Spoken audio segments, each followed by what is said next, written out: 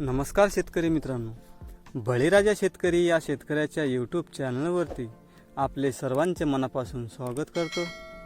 ही आमची 4 वर्षे पूर्ण असलेली सुपर गोल्डन सीताफळाची बाग आहे व या बागेमध्ये चांगल्या प्रकारे सेटिंग झालेली आहे। आपण व्हिडिओमध्ये पाहू शकता या प्रकारे फळांची साईज चमक ही वाढत आहे। आपण या बागेला भेसळ डोस हे भरून घेतलेले आहे व आज या बागेला आम्ही कीटकनाशकचा स्प्रे करत आहोत। तर यापुढे आम्ही या बागेला 15 दिवसाचे 15 दिवस कीटकनाशकचा स्प्रे करून घेणार आहोत। तर आपण व्हिडिओमध्ये पाहू शकता या प्रकारे चार्जिंगच्या पंपद्वारे पण कीटकनाशकचा स्प्रे आपण करू शकतो। तर विविध शेतकऱ्यांचे मला फोन येतात की सर चार्जिंगच्या पंपद्वारे स्प्रे करू शकतो का? तर या प्रकारे आपण चार्जिंगच्या पंपद्वारे स्प्रे करू शकता। तर आज आम्ही टाटा प्रोडक्टचं क्लोरोपायरीफॉस 50% हे कीटकनाशक याचा वापर करून आम्ही स्प्रे करून घेत आहोत। तर या बागेमध्ये आम्ही सुरुवातीला पहिल्या आणि दुसऱ्या पाण्याला आम्ही मिलीबगसाठी VBM हे सोडून घेतलेले होते पहिल्या आणि दुसऱ्या पाण्याला। तर या बागेमध्ये संभाव्य मिलीबग येऊ नये त्यासाठी 15 दिवसाचे 15 दिवस आम्ही कीटकनाशकचा स्प्रे करून घेणार आहोत।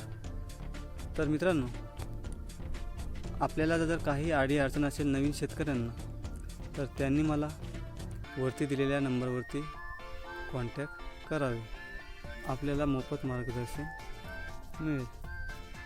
तर आज आम्ही या प्रकारे कीटकनाशकचा स्प्रे करून घेणार आहोत। तसेच या बागेमध्ये गवत झालेले आहे त्यासाठी सुद्धा आम्ही तणनाशकाचा वापर करणार आहोत। तर आता आमच्या बागेमध्ये चांगल्या प्रकारे सेटिंग झालेली आहे त्यामुळे आम्ही तणनाशकाचा पण वापर करणार आहोत। तर आपण पानांवरती बघू शकता चांगल्या प्रकारे स्प्रे झालेले आहे। तर या प्रकारे स्प्रे करून घ्यावे। सतत पाऊस चालू असल्यामुळे या बागेमध्ये वेळोवेळी स्प्रे करता आलेले नव्हते। तर आज चांगल्या प्रकारे ऊन पडत आहे तर त्यामुळे आम्ही आज या बागेला कीटकनाशकचा स्प्रे करणार आहोत। तसेच या बागेचे जे नियोजन होईल हे सगळे व्हिडिओ मी बळीराजा शेतकरी या यूट्यूब चॅनलवरती अपलोड करणार आहे, त्यामुळे चॅनलला सबस्क्राईब करा व नवीन शेतकरी जे असेल त्यांना अडी अडचण असेल त्यांनी मला वरती दिलेल्या नंबरवरती कॉन्टॅक्ट करावे।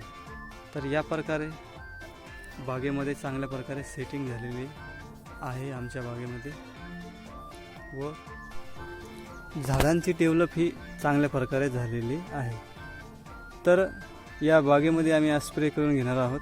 तर शक्यतो स्प्रे करताना आपण पिस्टन पंपद्वारे करावे, जेणेकरून प्रेशर हे स्प्रेचे प्रेशर हे झाडाच्या आतमध्ये जाते जोरात, त्यामुळे शक्यतो पिस्टन पंपद्वारे आपण स्प्रे करावे। हे एक डेमो म्हणून मी चार्जिंगच्या पंपद्वारे दाखवलेले आहे। तर ज्यांच्याकडे जर सुविधा नसेलच तर त्यांनी चार्जिंगच्या पंपद्वारे का होईना परंतु स्प्रे करून घ्यावे।